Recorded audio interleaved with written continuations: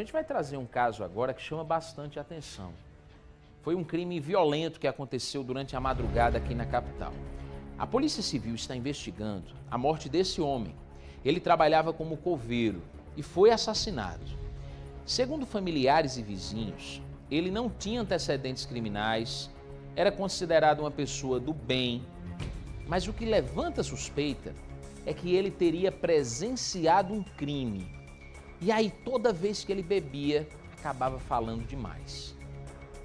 Para a polícia, essa pode ser uma das principais linhas de investigação sobre a motivação desse homicídio. Mas quem vai trazer mais detalhes para a gente, todas as informações, é David Martins, ao vivo.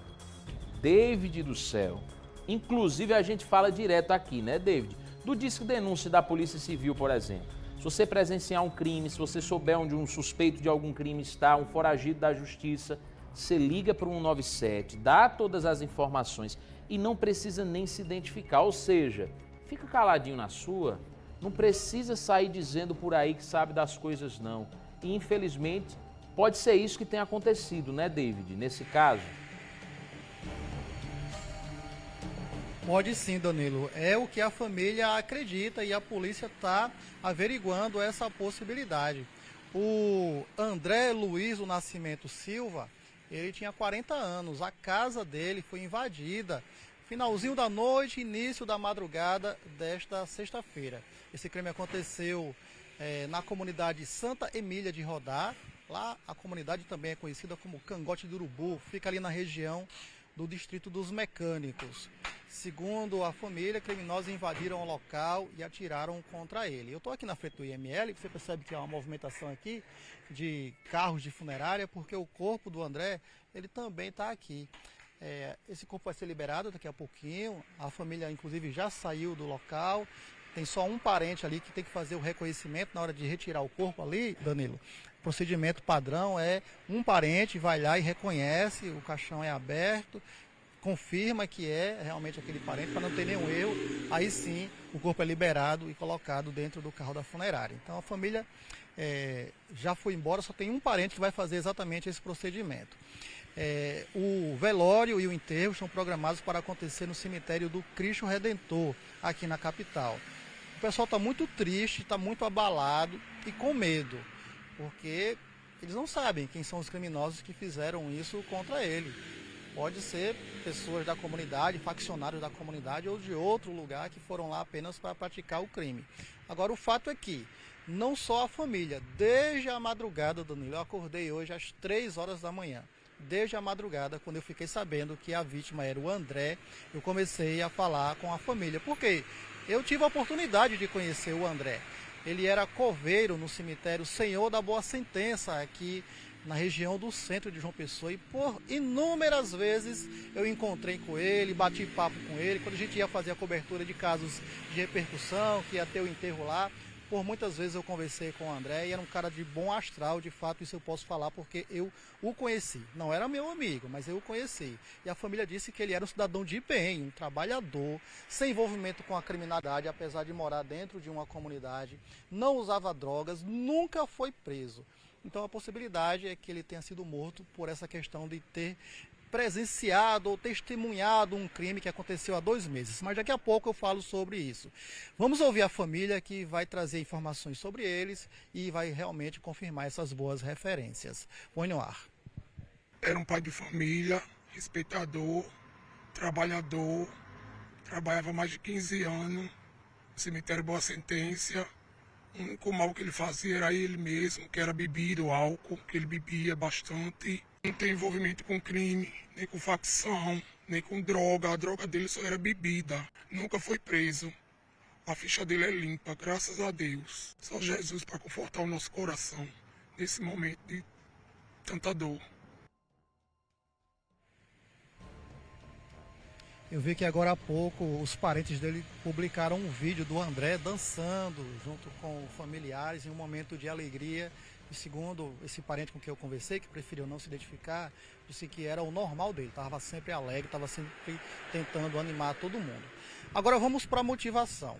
Por que mataram o André então se ele não tinha envolvimento com nada de errado? É que há 2 meses uma pessoa foi assassinada ao lado da casa de André. Parede com parede. Sabe como é comunidade, né? Não tem terreno, folgado, é parede com parede. Esse vizinho dele foi morto, a casa foi invadida e André possivelmente testemunhou de alguma forma esse crime. Ouviu alguma coisa. Aí o André gostava de tomar uma. E sempre que o André bebia, ficava dentro da comunidade falando sobre esse crime e possivelmente ele chegou inclusive a citar nomes. Tanto é que a delegada Maria das Dores, que esteve no local desse crime ontem à noite, que entrou pela madrugada, ela fala exatamente isso.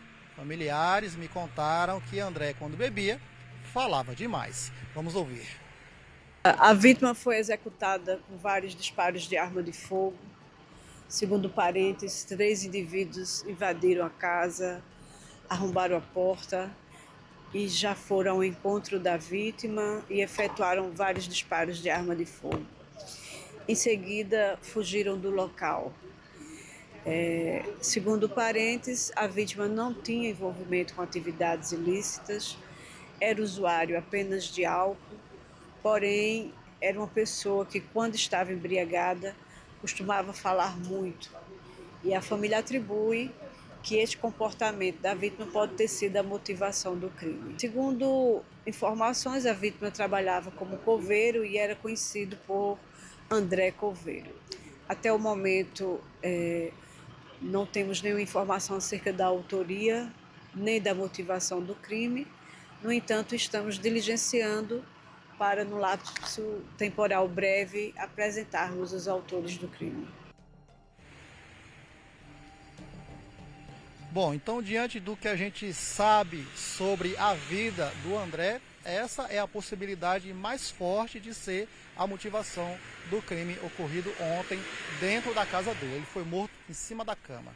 Estava na casa com os familiares, a esposa e os filhos, mas os bandidos miraram apenas nele, tanto é que ele foi executado com vários tiros. Danilo, eu volto contigo aí. Obrigado, viu, David? Que história, né? Um homem de bem, apontado por todos da família, todos os amigos, como um cara trabalhador, que não tinha inimigos, que não arrumava confusão com ninguém, gostava de tomar uma e nesses momentos falava demais. Teria presenciado ou ouvido um crime recentemente, há alguns meses, e aí passava a falar muito sobre isso, depois que começava a beber. Mesmo com os conselhos da família, de alguns amigos, dizendo, homem, fica na tua. Se tu sabe de alguma coisa, diz à polícia, ó, fecha teu bico, rapaz. Tu não sabe com quem tu tá lidando. E, infelizmente, o destino foi esse. Uma família que chora a perda de um ente querido, que nunca imaginou que pudesse perder essa pessoa de forma tão violenta. Agora é desejar nossos sentimentos aos familiares, amigos e acompanhar as investigações da polícia, para que os responsáveis por esse crime sejam identificados e presos.